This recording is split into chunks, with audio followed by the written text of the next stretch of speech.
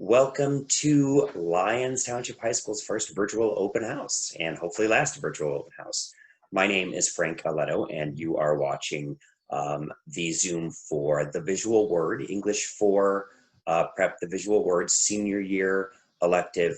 This is great that we have this opportunity to introduce ourselves and to talk about some of the amazing activities that your students will be doing and the way they will forever be changed in terms of watching film. Hopefully you will be very annoyed in a good way by how often they point out things they've learned while you're all watching something together.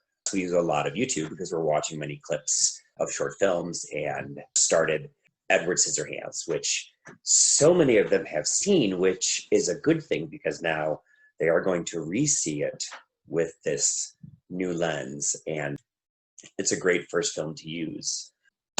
So again, thank you so much for taking the time to watch these videos. Again, I can introduce myself, which is wonderful. Also, I can kind of tell you where things are, and actually more importantly, you could take a peek at a week and see kind of what students would do in any week with the 3 sessions that we have. So first about me, I was born in LaGrange and I live in Western Springs. My mullet and I graduated from LT in 1992. Although I'm looking at that picture now and I'm seeing that my mullet didn't make it. So it looks, that was my senior year. I look unmulleted, so wherever that mullet landed, may it rest in peace. Rock on.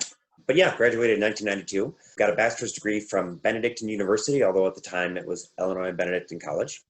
Literature minor in secondary ed.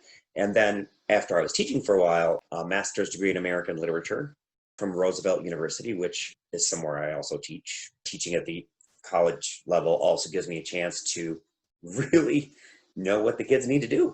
I am half musician, half magician, half film studies, half creative writer, and half English teacher. That upper left picture right here is me as a senior at LT on the Reber Center stage singing at baccalaureate. This is me in like '08 singing for Brownstock. This is a horrifying picture of my brother and my band. Whew, looking like in sync. And of course, I'm the village magician, or as my wife says, village idiot. I perform all kinds of comedy magic all over town, and a lot of the students know me, and some of them I did their parties. Yikes, when they were 4 or 5 or 6, which is actually hilarious. So this course is just awesome and actually perfect for this format for the 75 minutes that we have. We're studying literature, but we're studying it visually, cinematically. Just as we analyze an author's style in a novel, we do the same with a director's ability to recreate all of that in film form. And we actually do with One Flew Over the Cuckoo's Nest and Shawshank Redemption, Rita Hayworth in the Shawshank Redemption, because we read the texts and we see how they're adapted to film. So we look at, how the frame is laid out. We look at lighting, we look at editing, we look at sound, all these cinematic techniques that students learn. And then at the end of the semester, they pull it all together with a film project. Either they actually shoot a film using iMovie, using their cell phone, essentially, or they make a storyboard, which is just as gargantuan a task. More on that later. So the first day, the first words I say, something to the effect of, "You heard wrong, we don't watch movies," dramatic pause. We read them. And so the idea is for students to transform from these passive watchers to these active readers of film. And again, hopefully they'll annoy you with, "Did you see that shot? Notice how the director blah, blah, blah, blah." So I tell the students we're going to learn how and why directors make the choices they make, why editors make the choices they make, the different types of editing. Editors and directors make all of these choices to seduce the audience into forgetting they're watching a film. Well, we want to do both. We want to enjoy the film, but we want to snap ourselves out of it and do some analysis and do some reading. So we have to sort of disconnect ourselves as we watch the film. It annoys them immensely because oftentimes I'll pause it, and ruin the magic of the film. But we have to look at the choices. So we learn about different genres of film, cinematography, directing, editing. We actually looked at acting styles. As I said, the adaptations of text to screen, the word to the visual word. This semester, we are doing Like I said, we start with Edward Scissorhands.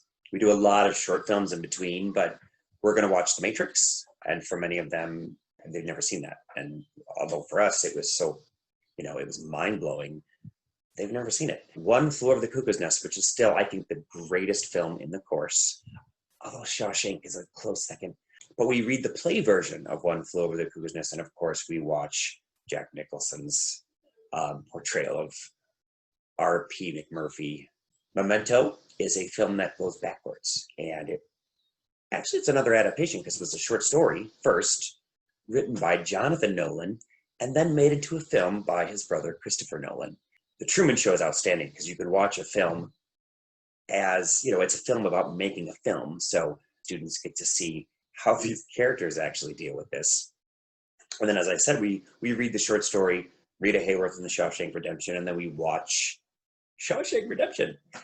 So you probably heard this already in other courses, but our homework and our practices are 0% risk-free, which allows students to take more risk with their writing, and more risk with their shots, in this case, storyboarding, and more risk with how they visualize their films and their ideas. And so, for homework and classwork, for us, obviously that's reading texts and viewing texts, filling out viewing guides. There's questions that we ask along the way as we watch movies. They do a lot of writing, short writing about scenes they watch or characters they create and characters they watch as well. We do storyboarding, which is one of my favorite parts of the course, and I'll show you that in a moment. They pitch a film idea, which then can be used for their final project. They help each other out throughout the semester. Zoom is perfect for that sort of a thing. We have breakout rooms, I'm sure you've heard of these, and little group rooms that they can work together in. The summative assessments, which are the tests, which we don't really have any of tests. We have quizzes that are a little larger that can be retaken.